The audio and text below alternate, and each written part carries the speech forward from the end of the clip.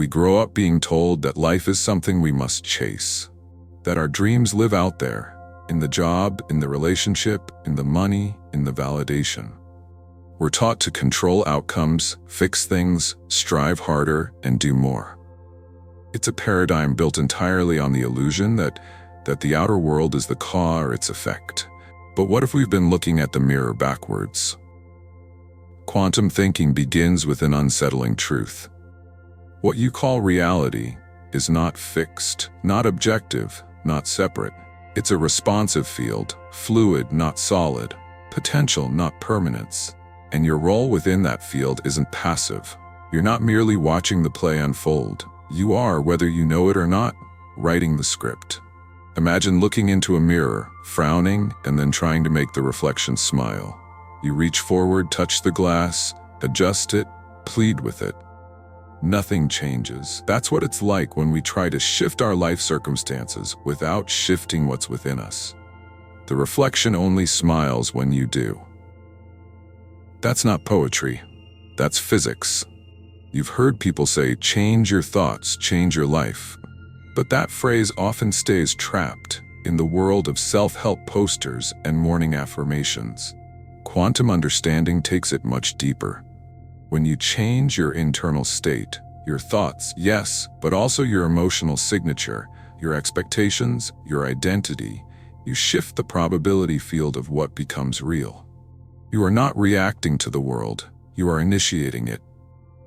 This isn't to say everything that happens is your fault or that we control everything.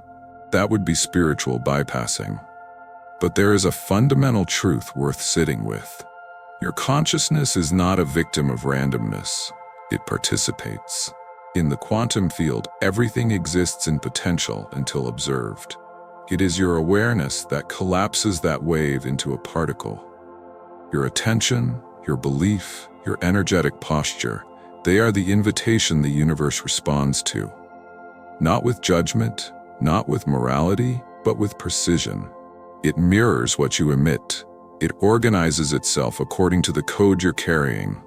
Think of life less like a rigid machine and more like a liquid crystal that takes shape around the mold of your inner world. What you feel as reality is a feedback loop. When you believe you're not worthy of love, you radiate a frequency of vigilance, fear, and rejection, and that frequency is felt.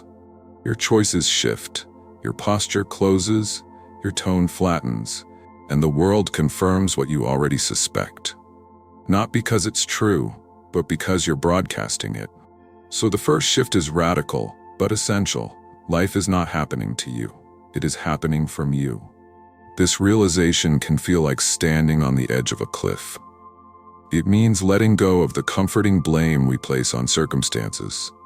It means no longer waiting for someone else to unlock the door. It means waking up to your own creative power and owning the places you've been unconscious in how you use it. Pause here. Take a breath. Where in your life are you still trying to fix the mirror instead of changing your own reflection?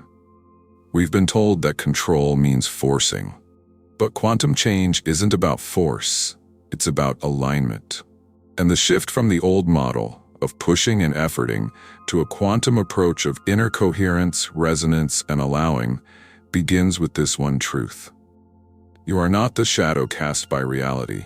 You are the light source. The observer effect is not just a fascinating footnote in quantum physics. It is the cornerstone of your power. In the microscopic world, the simple act of observation changes the outcome of an experiment. Light behaves as a wave when unobserved, but the moment it's watched, it collapses into a particle. The universe literally responds to being seen. Now let that sink in. Your awareness shapes reality. You might not be observing subatomic particles in a lab, but your consciousness is casting its influence across the field of your own life every day. Your beliefs, intentions, and silent expectations are not passive thoughts drifting in your mind. They are measurements. They are the instructions you are handing to the universe. Most of us go through life unconsciously observing our circumstances with a fixed lens. We expect things to go wrong. We brace for disappointment. We rehearse old stories of failure, abandonment, or unworthiness. And so the quantum field collapses into forms that match those assumptions. It doesn't do this because we are bad or broken, it simply follows resonance. The field does not give you what you want, it gives you what you are. So ask yourself, what am I constantly observing into being? This is not about blame. It's about awakening. The moment you realize that your gaze has power, everything changes. Because now you can redirect it. You can begin to consciously observe your life with new lenses. Not through the fog of trauma or inherited beliefs, but through clarity, possibility, and self-recognition. Here's where it gets beautifully practical. The stories you tell yourself each day act as the measurements that collapse your world into shape. If you wake up thinking, "I always mess things up," the field responds accordingly. You'll see missed opportunities, feel rejection where none was intended, and interpret feedback as failure. Not because life is cruel, but because your consciousness is the observer, calling certain outcomes into form. But what happens when you shift the narrative? Consider this. A person who believes deep down, "I am worthy of love," will enter a room and radiate that energy. They'll make eye contact. Their tone will be relaxed. They'll take up space without apology. And others will respond, not to the words they say, but to the frequency they carry. That is quantum communication. That is what happens when inner alignment begins to sculpt outer experience. You don't need to be a physicist to live this way. You only need to become aware of the power of your focus. Begin watching your own thoughts the way a scientist watches a particle.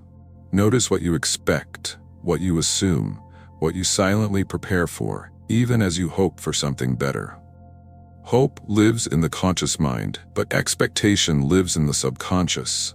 And that's where most creation begins. If you want to shift the field, you have to shift what you expect when no one is looking. Let's take it a step further. Quantum theory suggests there is no fixed outcome until it is observed. Every version of you, the powerful one, the afraid one, the healed one, the doubting one, exists in potential. Which one are you observing into being every single day? It is not enough to think positively. You must become the version of you who already lives in the reality you desire. That version exists, but it is waiting for your attention. Close your eyes and imagine, if you stopped watching your life through the lens of lack, who might you become? The observer effect doesn't just explain particles, it explains people. It explains why certain individuals, seemingly by magic, keep expanding, attracting, evolving. It's not luck. It's focus. They have learned to stabilize their observation on what they choose to experience, rather than defaulting to the old mental grooves. And so can you. Emotion is often misunderstood. We're taught to see it as something reactive, a response to what happens. But from a quantum perspective, emotion is not reactive at all. It's generative. It is the tuning fork that tells the field what kind of reality to mirror back. You are broadcasting all the time, not through your words, but through your vibration. And your emotional state is the purest expression of that vibration. Think about it.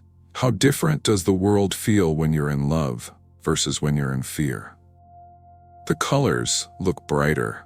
Time moves differently. People respond to you with warmth you didn't expect. Doors open, and yet nothing has changed outside you. What changed is your frequency, and suddenly the field bends to match it. Quantum physics tells us that everything is energy, not metaphorically, but literally. At the most fundamental level, you are not a body, you are a frequency, a rhythm, a pattern of vibration. And when you're angry, hopeless, or resigned, that pattern tightens, shrinks, and disconnects from higher possibility. When you're open, joyful, peaceful, that pattern expands. You become more magnetic, more intuitive, more alive. The field doesn't respond to what you say you want. It responds to the emotional charge you're living in. This is why so many people try to manifest things and feel like it's not working. They affirm abundance but feel desperation. They visualize love but feel unworthy. And the field, faithful as ever, reflects not their words but their resonance. There is no judgment in this, only reflection. So the key becomes emotional alignment. Not pretending to feel good, but practicing elevated states until they become familiar. Gratitude, for instance, is a powerful frequency shifter. It signals to the quantum field that you already have, that you are already in the reality where your desire is fulfilled. And that signal collapses reality accordingly. Real gratitude isn't a performance, it's a nervous system shift. When you truly feel it, not just say it, you move out of lack, out of waiting, out of trying. You move into receiving. You stop seeking the thing and become the version of you who already embodies it. And that's when change begins. Let's make it tangible. Imagine someone longing for connection. They go on date after date, hoping to find the one, but each time they carry a subtle energy of emptiness, of loneliness, of fear. That emotion becomes the vibration they send out, even if they're smiling and saying all the right things. And so they attract partners who confirm that frequency. Distant, unavailable, disinterested. Now picture that same person doing something different. They take time to connect with themselves. They cultivate joy, peace, wholeness, without needing someone else to complete them. They begin to radiate fullness, not lack. And suddenly, the world responds. People are drawn to them. Opportunities appear, not because anything changed out there, but because they changed in here. This is the quantum principle in motion. The field isn't giving you what you deserve. It's giving you what you are in frequency. So ask yourself, what emotional state have I normalized that's no longer serving me? This isn't about shame, it's about choice. If you've lived most of your life in survival mode, of course joy feels foreign. But the brain is plastic. The body can learn. You can practice elevated emotions the way you train a muscle. 10 minutes of gratitude each morning, a moment of stillness, music that lifts your spirit, a memory that stirs awe. Don't wait for life to give you the feeling. Become the feeling, and life will follow. This is not magic. It's mechanics. The emotional state is the frequency, and frequency is what forms matter. You're not here to chase outcomes. You're here to tune yourself and let reality rearrange itself around your new vibration. The world is not fixed. It's fluid, but it's always listening. Change often comes in disguise. It doesn't knock politely and wait for you to be ready. It arrives as discomfort, disorientation, and the quiet collapse of what no longer fits. And yet, that very collapse is often the portal into something new. In quantum terms, nothing new can emerge until the old wave function, the pattern you've been living, is allowed to dissolve. Think of your current life as a frequency loop. Every thought, behavior, and emotional pattern reinforces the structure you're living inside. Like a song that keeps playing until you switch the station. Wanting something different while clinging to familiar habits is like expecting a new melody without changing the tune. This is why transformation often feels like a breakdown before it feels like a breakthrough. When your old identity starts to loosen, when you stop feeding it with the same stories, fears, and routines, there's an interim space, a void. The quantum field loves that void. It's the place of all potential. But the ego fears it. It equates unfamiliarity with danger. So most people retreat. They get scared when the job ends, the relationship dissolves, or the emotions they've buried for years begin rising. But what if that unraveling isn't a punishment? What if it's the space where the field is trying to reorganize around the new frequency you've started to embody? You cannot create a new future while holding on to the emotional chemistry of your past. You can't step into abundance while still identifying with the version of you who always had to hustle, prove, or survive. The old must collapse, not to punish you, but to release you. Quantum change requires courage, not just the courage to act, but the courage to let go, to stop forcing outcomes, to surrender the need to know how it will all work out. Because in the field of infinite potential, How is not your job. Alignment is. Let me tell you a story. A woman, stuck for years in a job that drained her spirit, finally decided to follow a calling she had silenced for decades. Art. At first, nothing made sense. She made less money. Her identity as a successful professional started to crumble. Friends questioned her choices. Fear surged. But she stayed the course. Not because she knew what was coming, but because something inside her refused to go back to sleep. 6 months later, her artwork was featured in a small gallery. A chance meeting led to a commission. Her energy changed. She began attracting new relationships, new ideas, new vitality. The field reorganized, but only after she allowed the old version of herself to dissolve. That's quantum. That's faith in motion. Where in your life are you resisting collapse? We often try to micromanage the universe. We say we want something new, but keep rehearsing the emotions of limitation. We meditate, but check our phone to see if the reality shifted yet. That's not surrender. That's control in disguise. Real surrender is releasing the past identity, the one tied to fear, resentment, or striving, and allowing the uncertainty of transformation to unfold. It means stepping into the unknown, not with panic, but with presence. Because the unknown is not empty, it is pregnant. It holds every possibility your heart has ever whispered. This doesn't mean you do nothing. It means you act from a different state. You stop making decisions from fear and begin making them from coherence. You stop reacting to appearances and start responding from alignment. That's when life begins to respond differently, not because it's kinder, but because you've become a different signal in the field. Your new life won't come from fixing the old one. It comes from stepping out of the story entirely. Let go of being the person who's always almost there, always waiting, always afraid to leap. Collapse the wave of that version by withdrawing your belief in it. And then, quietly, without force, observe the space that opens. It is in that space the miracle lives. Becoming a quantum creator isn't about perfection. It's about alignment. It's about waking up each morning and asking not, what do I need to do today to get what I want? But who do I need to become today to match the life I desire? You've learned by now that you're not a victim of your circumstances. You're a participant in a greater symphony of energy, consciousness, and creation.